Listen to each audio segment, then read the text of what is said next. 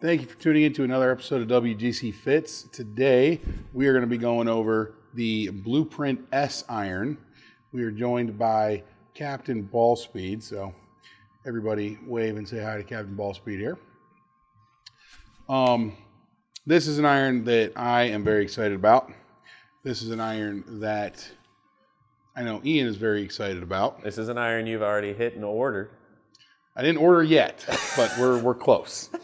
I got to test one thing. What this is this is a replacement for the I-59.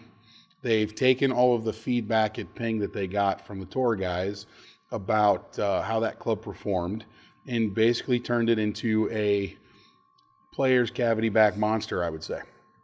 So, loosely going over the tech, we've got 8620 carbon steel, fully forged, which is beautiful. And the longer irons, the 5, 4, and 3 iron, we have a pocket that's been milled out in the back. That is something that we will go over at later part of the video to kind of show you why that's there.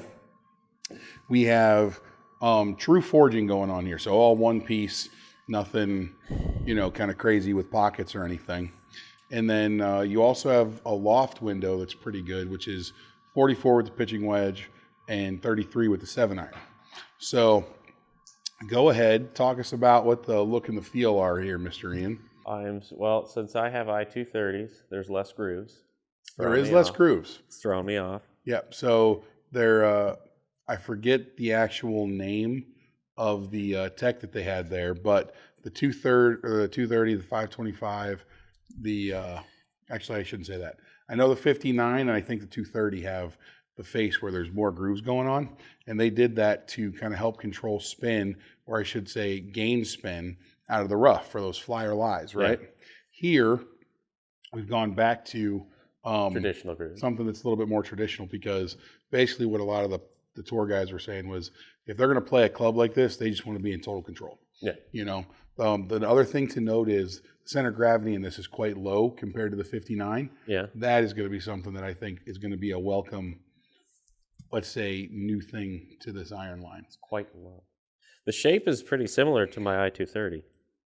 I honestly thought they looked very, very similar. It's just slightly smaller. Mm-hmm. Just a touch, a little bit thinner. But the other thing to note is the blade length on these is a little bit more generous than the original Blueprint. Yeah. That was direct feedback from some of their staff guys. Yeah. So I'm totally blind in hitting this. Haven't hit it yet. And it's snowing. And it's a little chilly. This is a great combination. Let's see what we got, Captain Ballspeed. Looks good. Dude, I love the way they look.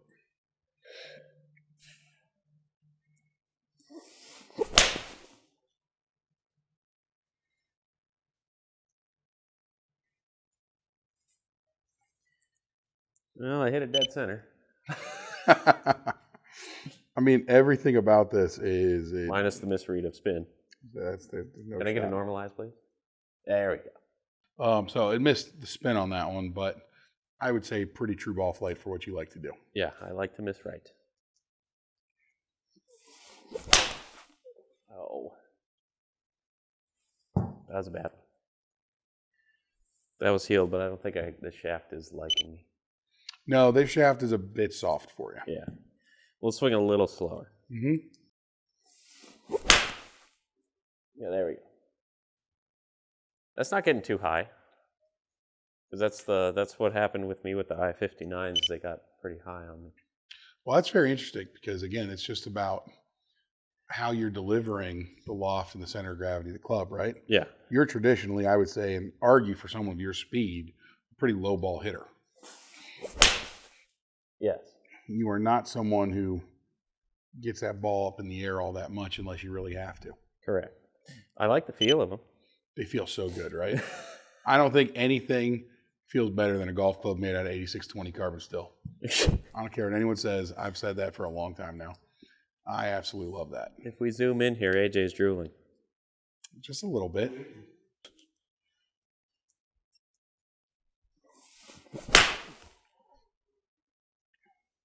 Yeah, that's a good golf shot.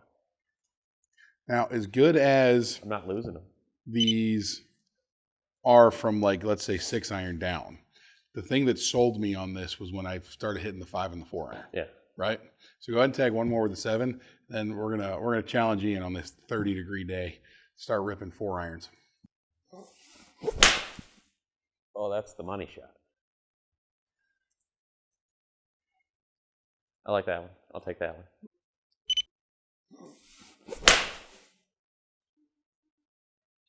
Yeah. Just so good. I mean, that's pretty straight. I mean, so controlled. Just love everything about this club. Just for me, this was definitely checking all the boxes from a look and a feel perspective. Yeah. I was actually surprised because I thought it actually had quite a bit more help than I originally thought going into it, which was nice. Like I said, these long irons are what sealed it for me. So now we are going to hit the 4 iron. Which has a bit of extra tech in it. This is where they have that precision forged little pocket. Yeah. So basically what they did was they made sure in the long irons that we were going to be able to get these up in the air, right? Now, traditionally with these clubs, even though they have a fairly traditional loft, sometimes with the longer irons, they're a bit tougher to get up in the air because they don't have all the extra ball speed and center gravity stuff to kind of help. Yeah. So with this, they're actually helping with that cavity to lower that center of gravity. You should have no problem getting this up in the air. So I should hit this good? Hope so. Fingers crossed. Right? Or I'll feel it on my hands.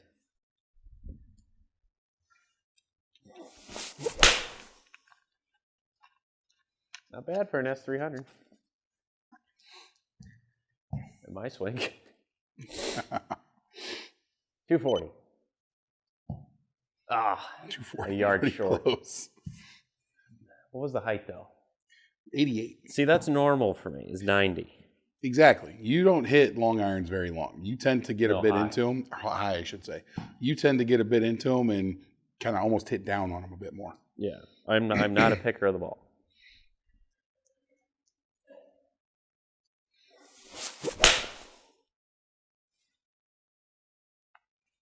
There's nothing wrong with that. That is about as good as it gets. They feel soft in the long irons, too. Mm-hmm. Ah, not 240. Let's see if I can hit one a little high.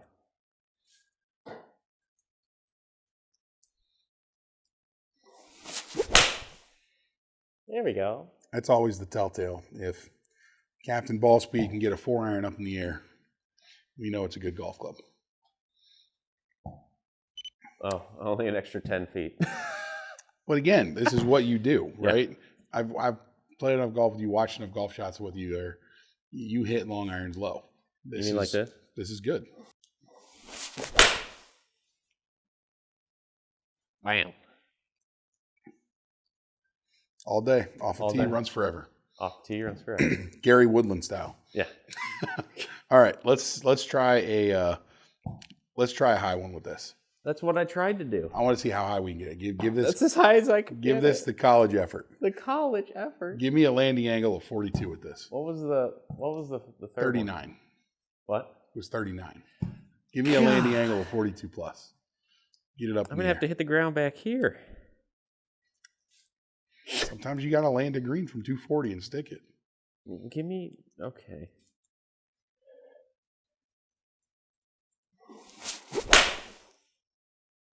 This is as high as I can do it, but I missed it.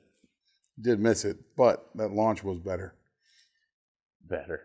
It was 12. Yay. You're close. 100 feet. Captain Ball Speed. As high as I can get it. The low ball hitter. It's all right. Really good though, right? Dude, this is a good iron. This is a club where I think just for this type of player, it's going to check all the boxes very easily. And for the guy who's even, let's say, trying to be into more of a bladed category, I see a lot of combo sets happening with this as well, because the lofts are the same on the S, the Blueprint T, which we're going to shoot next, as well as the 230. Yeah. So you have a lot of windows and a lot of options to kind of really customize a set to make them work for you. Yeah. And personally, I love seeing companies do that, give us options when we're doing the fittings to help guys where they want it. So what do you think? Ian approved? Thumbs up. I know it's windmill approved. So I know it's AJ approved. And it's going in AJ's bag, so it's definitely AJ approved. All right, guys. Thanks for tuning in. Please like and subscribe. We'll see you next time for the Blueprint T irons.